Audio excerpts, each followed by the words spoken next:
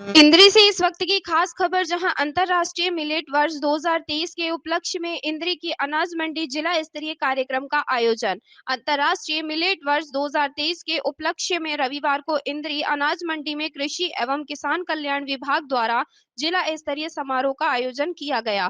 कार्यक्रम में मुख्य अतिथि के रूप में इंद्री के विधायक राम कुमार कश्यप ने शिरकत की तथा कार्यक्रम की अध्यक्षता कृषि विभाग के उप निदेशक डॉक्टर वजीर सिंह ने की। कार्यक्रम में करीब 600 किसानों ने भाग लिया। इस दौरान सरकार की योजनाओं को बढ़ावा देने के लिए इंद्री क्षेत्र के 14 प्रगतिशील किसानों को सम्मानित किया गया।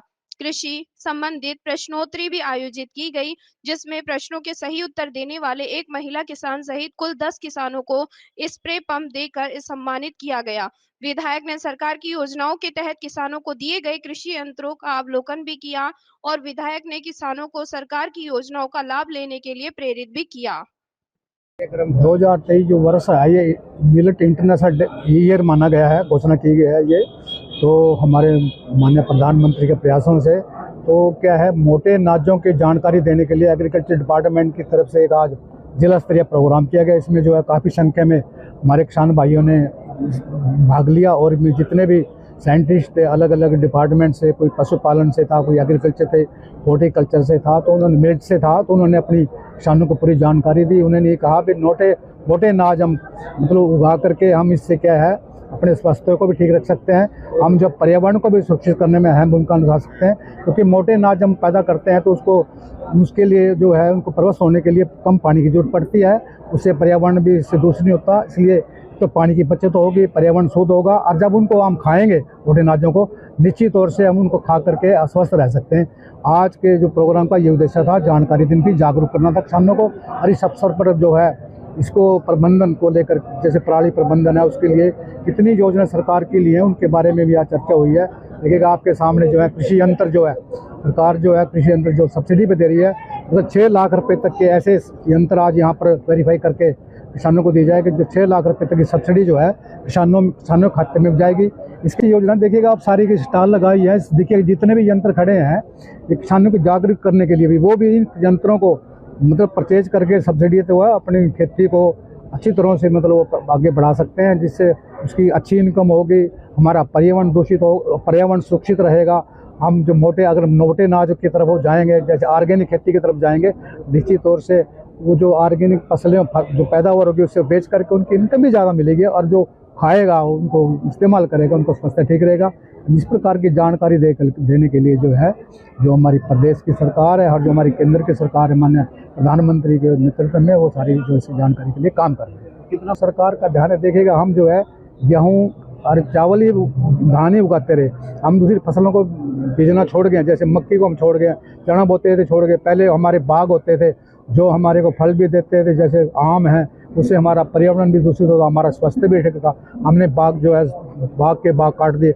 अब समय आ गया है कि हमने जिस प्रकार ध्यान देना होगा, सरकार जो है बागबानी के ऊपर अलग से डिपार्टमेंट बनाया हॉर्टिकल्चर से, तो वो बागबानी को बढ़ाने के लिए किसानों को जागरूक करता है। वहाँ पर भी इसी प्रकार से सब्सिडी दी जाती है, जो पौधे बागबानी के लगाते हैं, सब्जियों पर भी सब्सिडी दी जाती है, तो किसानों को इनकम बढ़े और वो मतलब डाइवर्सिफिकेशन फसलों को बोए, तो निश्चित तौर से फिर इससे जनता को भी फायदा होगा, सरकार को फायदा होगा, अल्टीमेटली तो इससे हमारा प्रदेश आगे बढ़ेगा, हमारा देश आगे बढ़ेगा। अपनी विरासत अपना पानी देखेगा, वो भी 2-3 साल से हमारे माननीय मुख्यमंत्री जो है चिंता करते हैं इस चीज़ की, क्योंकि हमारा वाटर लेवल जो है आप देखेंगे, जब पहले आज से 50 साल पहले हमारी जो ट्यूबवेल, अगर मैं इंद्री की बात करूँ, यहाँ मोटरें ऊपरी चलती थी, हमें बड़ी हैरानी होती थी भी, देखिए यहाँ मोटर ऊपर चल रही है और आप खेतों में जाकर के मोटर, वही मोटर जो है 30 फुट पे है, 40 फुट पे, 50 फुट चली गया। तो पानी का वाटर लेवल ये घटता जा रहा है हर साल।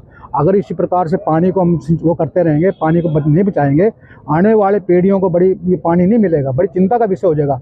फिर पानी हमारे को पता नहीं, फिर लाने के लिए समुद्रों में सर्च करना पड़ेगा, वहाँ जाना पड़ेगा।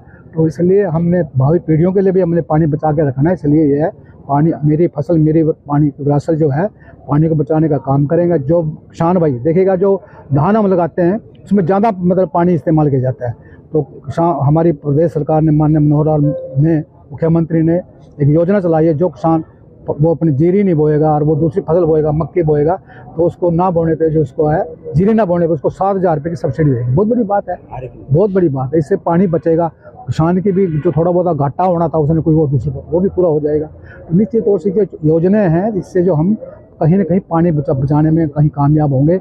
आने वाली पीढ़ियाँ फिर हमारे कहेंगे भी हमारे पूर्वज बहुत अच्छे थे जिन्होंने मतलब हमारे लिए पानी छोड़ा है, पानी बचा के रखा है। तकनीकी भी अपनाई जा रही है। बिल्कुल बिल्कुल, आप देखिए गोरहोंडा में इस प्रकार के जो प्लांट लगाए हैं, और अब हम इंद्री हल्के भी कई गाँव में जो इजरायली स्टाइल पर जो है जो ड्रिप इरिगेशन है या उसके अंदर ही जो है फसलें उगा करके जो सब्जी वाली है, टमाटर हैं और फूल हैं, तो उनको बढ़ावा देने के लिए जो है उससे निश्चित तौर से जब ऐसा काम करते हैं किसानों की आमदनी बढ़ती है। और हमारे को 12 महीने जो वो चीज़ें जो सीजन मिलती थी 12 महीने हर सीजन में मिलती है। जो आज कार्यक्रम आयोजित किया गया इसका मुख्य उद्देश्य इंटरनेशनल ईयर ऑफ मिलेट्स है। जैसा कि आपको पता है कि 2023 को international year of millets declare किया गया है, तो उसी के उपलक्ष्य में आज ये जिला स्तरीय कार्यक्रम आयोजित किया गया था। इसमें विभिन्न वक्ताओं द्वारा मिलेट्स के बारे में जानकारी दी गई। मिलेट्स किस प्रकार हमारी हेल्थ को इम्प्रूव करते हैं, हेल्थ के साथ साथ जो है पर्यावरण को भी बनाए रखने में पर्यावरण रखने में भी कामयाब हैं, क्योंकि जो मिलेट्स होते हैं उनमें तो पानी बहुत कम लगता है। वो ऐसी ज़मीन पे भी पैदा हो सकते हैं जहाँ दूसरी फसलें कम पैदा होती हैं।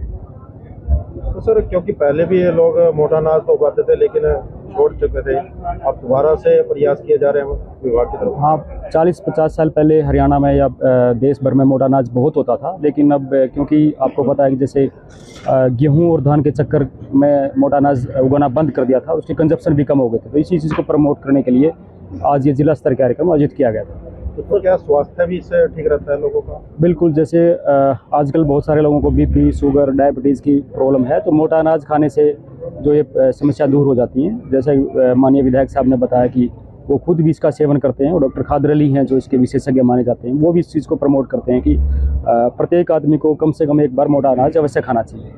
तो विभाग की तरफ से किस प्रकार से जागरूक किया जा रहा है? विभाग की तरफ से आज मोटा अनाज के उपलक्ष्य में जिला स्तरीय कार्यक्रम आयोजित किया गया। इसमें किसानों को हमने जो बुकलेट उपलब्ध कराई गई, उसमें मोटा अनाज के बारे में सब कुछ, खान पान के बारे में, पोषक तत्वों के बारे में, बीमारियों के बारे में सब कुछ लिखा गया है।